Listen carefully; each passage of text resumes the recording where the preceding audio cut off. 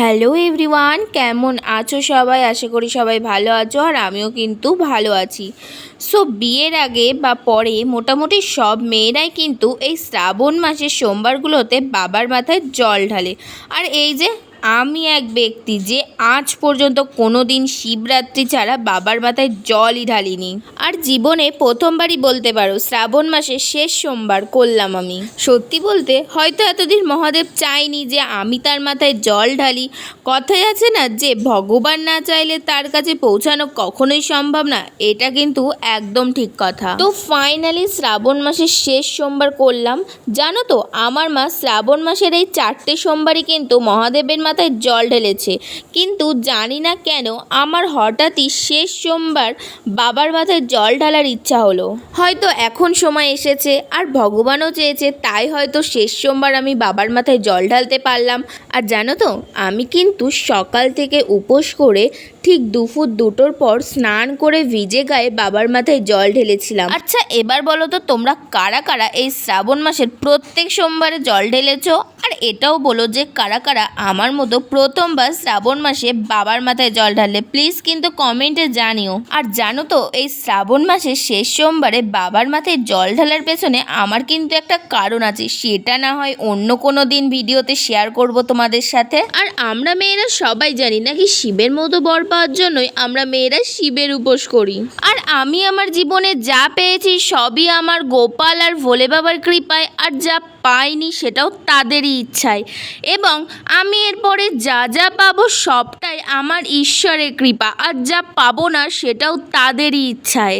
তাই এই নিয়ে আমার কোনো আফসোস নেই। সব থেকে বড় কথা আমরা সবাই ভগবানের কৃপায় ভালো আছি, সুস্থ আছি, এটাই আমাদের কাছে সব থেকে বড় ব্যাপার।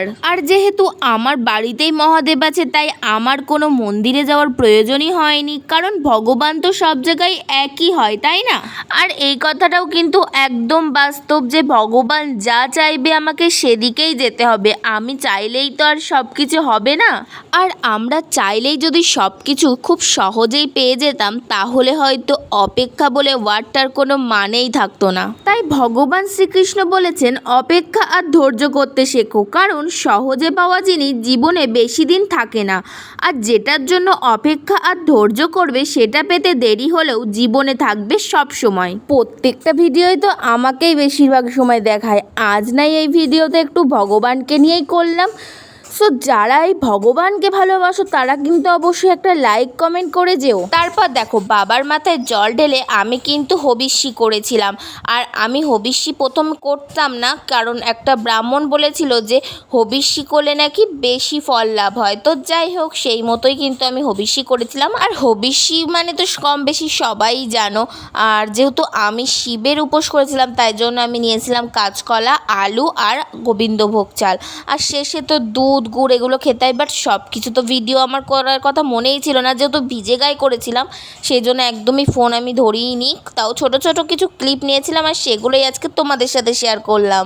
আরে শিবের ভক্তরা সবাই কোথায় গেল? তাড়াতাড়ি কমেন্টে বলে যাও হর হর মহাদেব। আজ ভিডিওটা এখানেই শেষ করছি। তোমাদের ভিডিওটা কেমন লাগলো বলো। আজকে সম্পূর্ণ ভিডিওটা ছিল ভগবানকে নিয়ে, তাই যারা ভগবানের পরম ভক্ত তারা কিন্তু অবশ্যই কমেন্ট করে যেও। তো তাহলে চলো দেখা হচ্ছে নেক্সট কোনো ভিডিওতে, তত সময় সবাই সুস্থ থেকো, ভালো থেকো, হর হর মহাদেব বলে আজকে ভিডিওটা শেষ করলাম।